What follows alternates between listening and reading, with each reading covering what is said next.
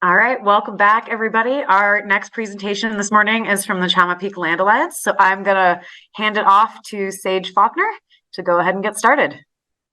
Good morning, good afternoon, buenos dias, and yate for those of you from the area. I want to thank each of you for taking time to listen to our presentation this morning. We're going to visit with you about our project. It's called Uplands Restoration Pilot Projects for Working Lands in the Rio Chama watershed. All right. Chama Peak Land Alliance, or CPLA, as we like to call ourselves, is a local nonprofit. We reach from Pagosa Springs, Colorado, down to Abiquiu, New Mexico. We cover southern, central Colorado, and north central New Mexico. We have 6 programmatic areas. We focus on forest and watershed health, wildlife and fisheries, climate and water, sustainable agriculture, education and economy, public policy for conservation. We try to practice and promote good land stewardship. So my name is Sage Faulkner, and I'm a program manager with Chama Peak Land Alliance. I am the second employee for CPLA, and Caleb Stotts is our executive director. Until roughly 18 months ago, I was a full-time rancher and had been for the last 25 years. Our family has a small cow-calf operation, and on occasion when we can find leases, we've also run yearling cattle. Due to the ongoing drought, we sold half of our herd in 2021, and I am here today in my first ever presentation like this working for Chama Peak Land Alliance, so thank you again.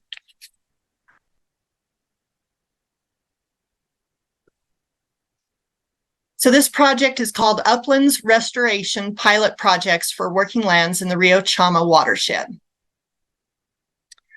CPLA covers roughly 200,000 acres. The vast forested lands are headwaters to the Rio Chama, which feeds down to the Rio Grande. The mission of this project is the restoration of Conjilon Creek. We have a unique opportunity to amplify and add layers to a larger existing project that started last week. Many of the pictures that you'll see throughout this presentation are from that kickoff meeting. This is also a very unique project in that it is both rancher-driven and community-driven. We're starting from the ground up.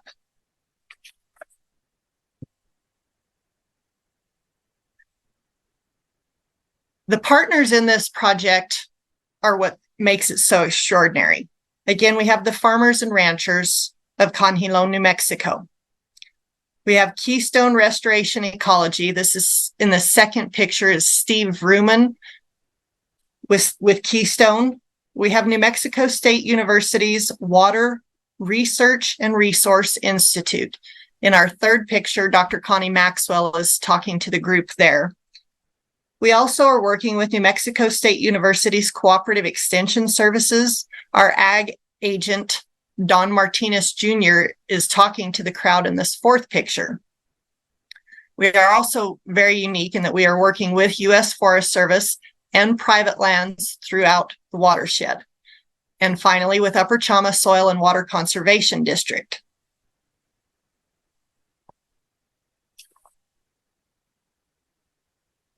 So our project is in concert with this project, with New Mexico State University's Water Research and Resource Institute River Stewardship Project.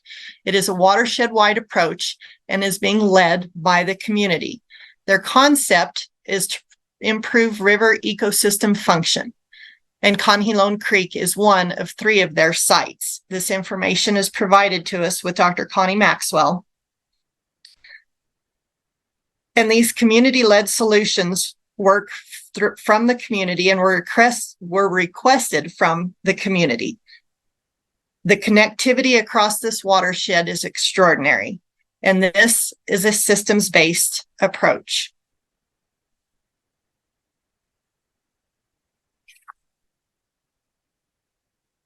So the components of our project are to work with community and provide some treatments. Instead, however, of just having one solitary project in this area, again, we're working in concert with another project. This gives us an opportunity to leverage and add layers that just simply wouldn't be realistic otherwise. The collaboration here is also extraordinary. So our project will extend the innovative project that's in place by working with the community and working lands to make geomorphic improvements in Conhilone Creek. We'll provide on-the-ground examples and then also do a workshop with Steve Vrooman. We will develop scalable and replicable examples for Conhilone Creek restoration, riparian health that can be amplified throughout this region. And finally, we will share that information. We will assist in monitoring and track the impact.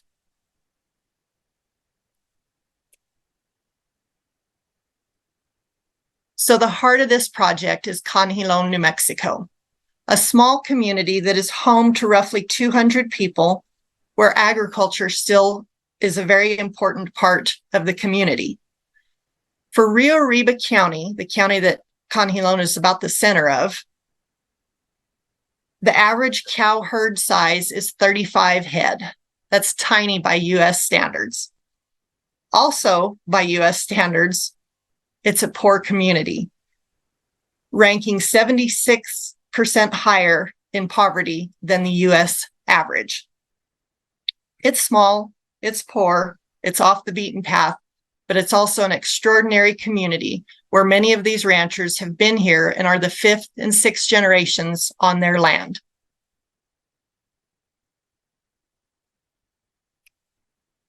A little bit more about Conhilone Creek. So Conhilone Creek is the headwaters of the Rio Chama. It's a tributary to the Rio Grande and is roughly a 24-mile stretch. It is in the Carson National Forest and is in northern New Mexico. Conhilone farmers that irrigate off of Conhilone Creek used to get 2 irrigation distributions per season, but recently only 1 has been available. Their water rights are considered junior, and they have an extraordinary community-based approach to water sharing, which is rather rare in northern New Mexico. But their acequias are running out of water and ended roughly May 30th. So upper watershed river systems optimally function as sponges that store water. And this 24 miles of creek often has dry spells, dry areas that dry out much sooner than others. We have erosion issues, we have rising temperature issues, and our hopes are to build the base flow back and extend some flow.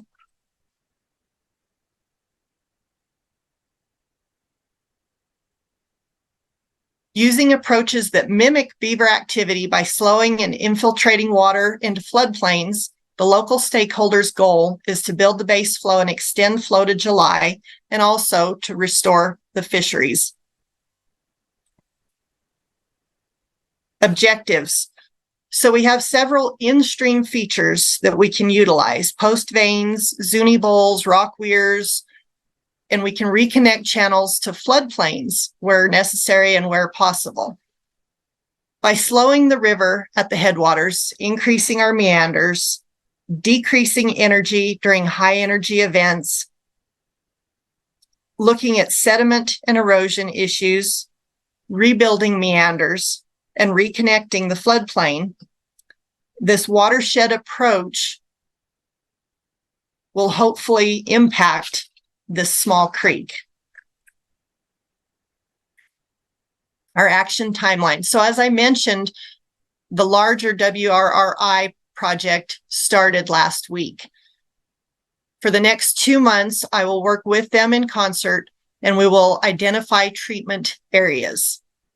Next spring, Keystone and their team will come in to start building and identify improvement sites. Mid-July and into August of 2024, we will host our workshop with Keystone and invite and work with local leadership, community members, and take that information of what we've been working on directly to them. Monitoring will happen starting in 2023 and throughout 2025. Again, several of the pictures throughout this slideshow are from the kickoff that started September 1st. I want to share with you something that Steve Vrooman told me, and he says that he has never seen, and keep in mind, Steve's been doing restoration and ecology in this area for decades. He says he has never seen this kind of ranch-driven and community-driven momentum. So this is an extraordinary opportunity to work alongside these projects and these collaborators. And then finally, we'll publish and share information, build our video, utilize existing materials from starting now through 2025. So the big question, resource requirements. Normally a project needs funds, partners, staff, time, and communication channels. As I mentioned earlier, this unique opportunity to leverage with an existing project covers many of these needs. Partners are in place. We have staff available, and there's staff from New Mexico State University's Cooperative Extension, the Water Research and Resource Institute, and several other nonprofits in the area. We have communication channels that we can utilize, again, through this collaboration. We write also with the local Rio Chama Reporter, a local print newspaper, and we have a local radio show that we can share information across those channels with. So these normal challenges, the partners, staffing, time, and communication challenges, we can leverage and utilize. And with your assistance through funding, we can amplify this project for Conhilone Creek. Challenges. So truly, as a small rancher in a rural community, support from local community is truly one of the biggest challenges. But because this project is being driven from the local community, and they've asked for this project and have worked with so many collaborators to build this, we have that support. We've got a big check mark there. It's a really unique opportunity. But always when you're working on projects like this, weather can be a challenge.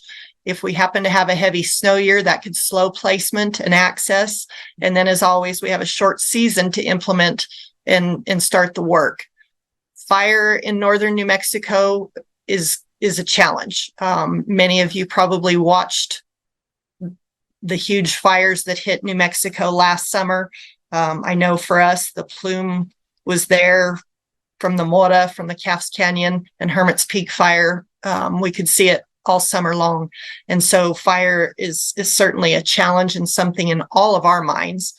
Then permitting and the archaeology NEPA requirements are always a challenge. But again, because we're working in concert with this other project, we can leverage the work that they're doing on that. We can learn about it. We can bring that process back.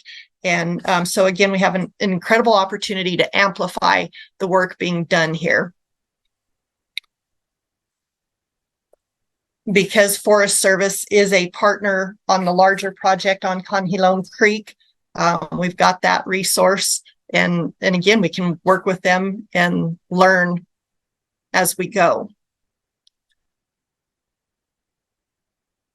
All right, so that leaves us with the funding piece. We are going to go ahead and request $100,000 for this project. And again, we get an opportunity to amplify and leverage throughout this process. But we broke it down to about $15,000 to identify uplands treatment areas. And these can be our pilot project areas. They're small scale things that we can utilize and provide the ranchers and landowners in this area. And they can take this identified areas and go on with them with our help.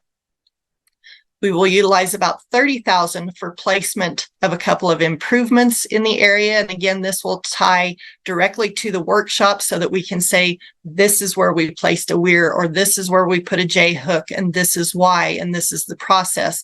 And we can do that educational component with an actual treatment on the ground creek side. Then we've got $15,000 budgeted roughly for the workshop and the community information sharing piece of this, where we can utilize, again, the work that we're doing, the identifiable areas, and say, this is where we can do this. We've got $20,000 set aside for publishing for the monitoring and collaborative efforts throughout this process, and $15,000 set aside for both video and social outreach, and then 10% for indirect and administrative costs to cover my time as I set up these meetings and develop, continue to work on these collaborations. All right, potential for impact. So this is my favorite part of this process. So I will tell you, as a farmer and as a rancher, it's really easy for me to bog down and stay in the weeds, so to speak. I love the details. I want to know where every rock is going to go and why we're doing it that way, and what the width to depth ratio is and why that matters, and what vegetative species are in an area. So it's really easy for me to bog down in this, but this potential for impact, this makes me pick my head up and look at this whole project and all the layers to it, and all the places where we have potential to make change. And that's such a key part of this, and it's so important. So this is truly one of my favorite discussions. And I just want to point out this slide. This is Conhilone Creek in the upper reaches of it. And actually you can see we've got some good cobbling, lots going on here, some fairly decent width to depth ratio. Downstream, we see a lot more issues where we get some overextended widening and different things like that. But I just wanted you guys to know this is actually Conhilone Creek. So our potential for impact, it's truly watershed wide improvement. We've got an opportunity to improve the watershed, which impacts the wildlife and certainly the aquatic life in this area. We are also working with Trout Unlimited in that larger project, as this was once home to cutthroat trout and isn't anymore. When we had our meeting last week, there were several of the old ranchers in the area that talked about growing up and coming in and fishing in this creek, and they can't with their grandchildren now. So this project has potential to improve the watershed and the creek for the wildlife and the aquatic life in that creek. Vegetation can be huge as we make wetlands areas, the landscape health, our forage and diversity of the vegetative species in an area are certainly huge. Then we come back out and we have the potential for human impact. Anything we can do to help keep these small ranchers viable is tremendous. But we also have an opportunity to connect the community here to the watershed. And then, of course, looking ahead, we've got climate resilience and planning for a future. If we can do anything to help make this community, this watershed, this riparian area, and this stretch of mountain more resilient for climate change, that's significant. As we all know, raising temperatures is leading to earlier snowmelt. That snowmelt is running off in larger quantities. And if we can impact and slow down that release of water, that's significant. And healthy riparian areas, of course, are a natural break to wildfire. And so having these healthy riparian zones are so important in our forest health, and certainly for all the downriver users, the cities that rely on us to bring them drinking water. So the health of this zone is so important. And then again, with sharing with our surrounding small rural underserved communities is significant, because then we can again amplify this project. And there are so many creeks above us and in this area And finally, for Chama Peak Land Alliance, we're building experience, and this is going to be a catalyst for us for expanding restoration throughout our reach. So metrics for success. So I mentioned the last slide was my favorite. This one might be my least favorite, just simply because how do we measure success? What is success for us? So we've broken it down. We're trying to look at several different places where we can make some measurement. And certainly for us, if we have attendance at our workshop, if we have 10 to 20 locals in attendance at that first workshop, that's going to be a measure of success for us. Because of the nature of this work, we have to monitor what we're doing, but we can also utilize that as a measure of success. Are we increasing any flow? Are we clearing up? Is there any quality improvement with the sediment? Are we decreasing temperatures or seeing any changes there? One for our acequias in the area, are we extending irrigation season? If we extend it by a week, that could be very helpful. And again, are we extending water flow downstream where it has been and is dry for extended periods? And finally, are we able to expand this information and this knowledge, this education and outreach to other communities and to other streams? One of the things that the larger project, the New Mexico State University's Resource and Research Institute is looking for at the Martinez property, which is mid Conjilon, is to improve and add 1 CFS of water of flow in that area. So that's something that they're using as well as a metric for success. So lots of opportunities to measure what we're doing here. So the uplands restoration pilot projects for working lands in the Rio Chama watershed. We are hoping to amplify the Conjilon Creek project. The collaboration, time, and money that can be leveraged here across this watershed is significant. We hope to educate farmers and ranchers to utilize restoration as a tool. We will share information locally. Our collaborative efforts cross boundaries. We have locals, but we also have the nonprofits, agencies, and state research institute partners. We have human and ecological opportunities to build resilience. And in a nutshell, that's basically it. But I also really want to take just a moment here and acknowledge the tremendous opportunities that this cohort has been for me. By CSU. This is the second proposal that I have ever written. And I go back to that moment where we all sat together at Ghost Ranch, which is actually in my area. But our cohort came together. And as we were sitting there, seeing the lifeline that is the Rio Grande for all of us, and that connectivity was truly a life-changing moment. And I'm so appreciative of that opportunity and everything I've learned here. So thank you all so much for that. I also want to thank the mentors that CSU provided for me. Those early conversations and emails really served as a catalyst to launch some research and education for me in that. And then Steve Vrooman, I've spent hours this summer walking miles and miles of creek beds and riparian areas and looking at wetlands with him. And Dr. Maxwell has provided so much information for me and has been such a tremendous sounding board. I'm so appreciative to her leadership and the opportunity to collaborate with her. And then locally, Don Martinez and Norman V. Hill, who are the ranchers that we've gotten to work with in this. So I'm very thankful for this opportunity. And with that, I'll open it up to you all for questions.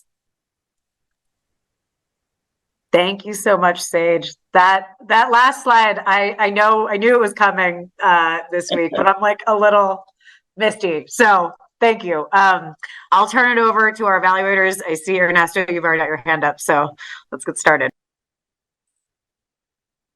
Yeah, well, fantastic presentation, and you've made the switch from rancher to a good presenter of projects very fast. So congratulations on that. I guess it comes with a job. What would happen in this particular area of interest if the support you're requesting from us was not there? What would be the difference?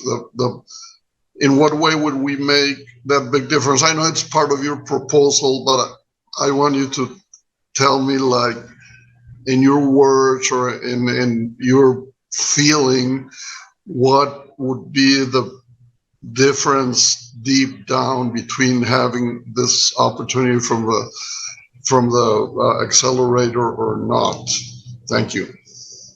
Thank you, and I appreciate your comments. I think that's a tremendously important question, and the momentum here, from a rancher's perspective, I'll put my rancher's hat back on, is pretty tremendous. So without the assistance on the funding side of that, and I know you guys have a huge challenge for you. You've got so many wonderful projects to fund from, but I think the key thing that we are focusing on that the other projects haven't thus far in our area around Conhilone Creek is that information sharing. And so I think we have an opportunity here to really amplify the work. And instead of having one project with a couple of treatments, we get this incredible opportunity to look at this whole watershed off of Conhilone Creek, this whole area, and amplify the work and share that. And I think we have this pivotal moment where we get to take this information and educate farmers and ranchers right here in this valley about work that is happening right here in this valley. Thank you very much. I have one quick question, but I can wait until the others make theirs, whatever's best. You can just go, Ernesto. I'll go after you. Okay. Thank you very much. In terms of actual on the ground, let's say green infrastructure, does this collaborative project provide for some green infrastructure across the board, or is everyone sort of scrambling to get their green infrastructure funded in the larger project area? Thank you. So that's a really good question. And I'm not entirely sure I know the answer to it, but I'm going to give you my best shot at it. So I think there is some green infrastructure in place with the larger project with the New Mexico State University's Water Research and Resource Institute. But I think, and then there may be some other projects, because this is so unique and we're looking at the whole 24 miles of the creek instead of doing one structure or one treatment in there. By coming together, hopefully we will have in place several places where we have that green infrastructure.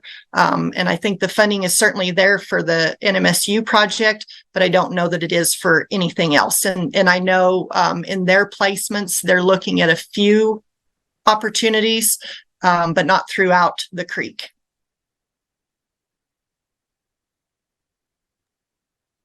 Thank you, Sage, for that great presentation. Thank you. Sorry, Ernesto. And really interesting project. Excited to hear about it and to kind of continue following it as it moves forward.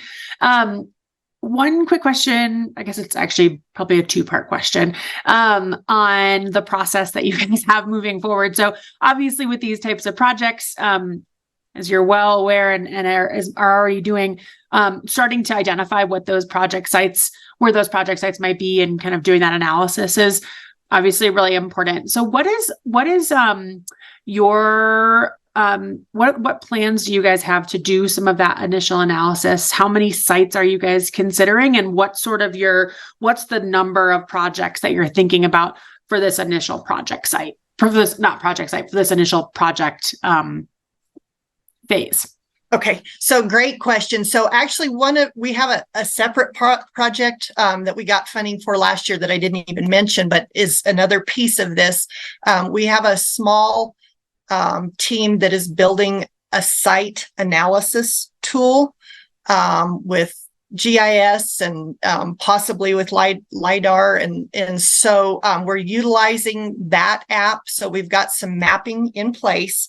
Then we are also working with Steve on identification. And then the Carson National Forest has a team. They've got a hydrologist that we get to work with. And certainly we've got some, boundaries and things like that, but that information sharing is coming together in such an extraordinary way. And so we're utilizing the mapping. We've been at several sites that were suggested by farmers and ranchers in the area. And then the restoration team, which includes Steve and his team, actually in the next 2 weeks, we will drop them at the top at the headwaters, and they are literally going to walk through the entire down to Conhilone and identify and be on the ground throughout the whole creek bed to identify those sites. And then we'll fall back and apply that to the mapping that is in hand and document all of that. Does that answer your question? Yeah, that's great. Thank you, Sage. Really appreciate it. Yeah. Go ahead, Sitlali. Hi, Sage, and thank you very much. This was a great presentation. It was very detailed and it gave a lot of information. I guess I have I hope it doesn't sound like a mean question, but I would like for you just to discuss a little bit more of the budget.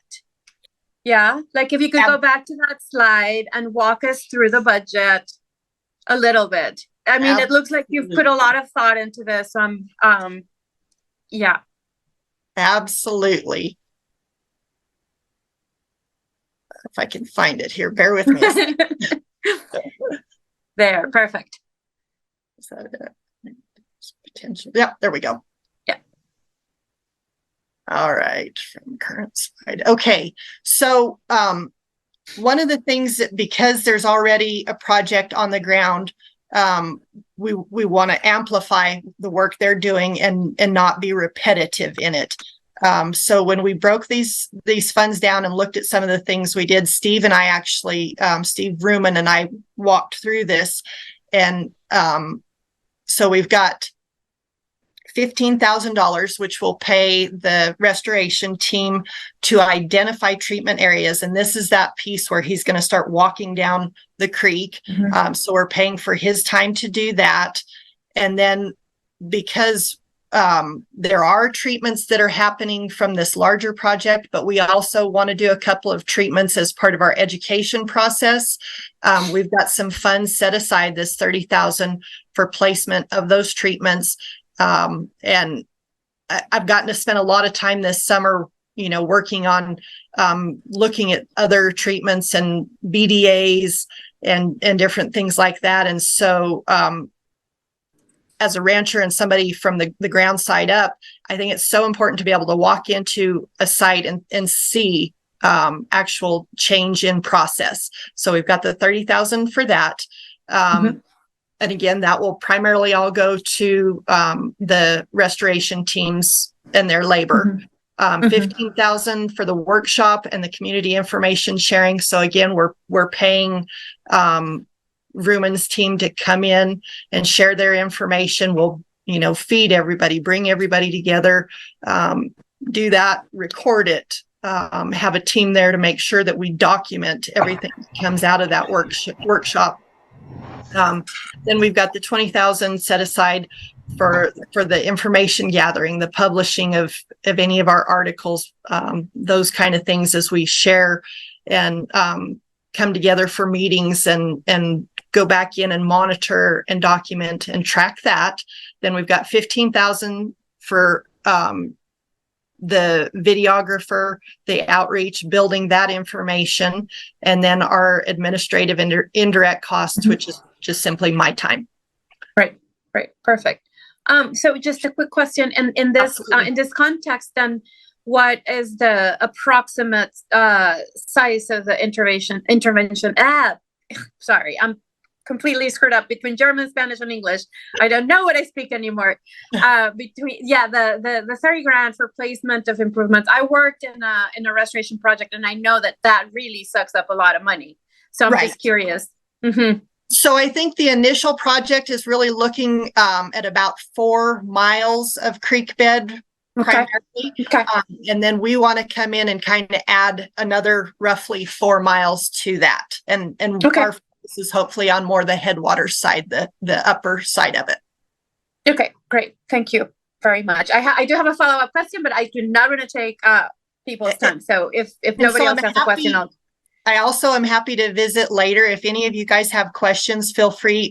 Katie's got all of my information, and I'm really happy to share any information and get your input, because this is such a learning process for me as well. So those questions are huge for helping me grasp what we're doing and making sure I'm trying to communicate it well.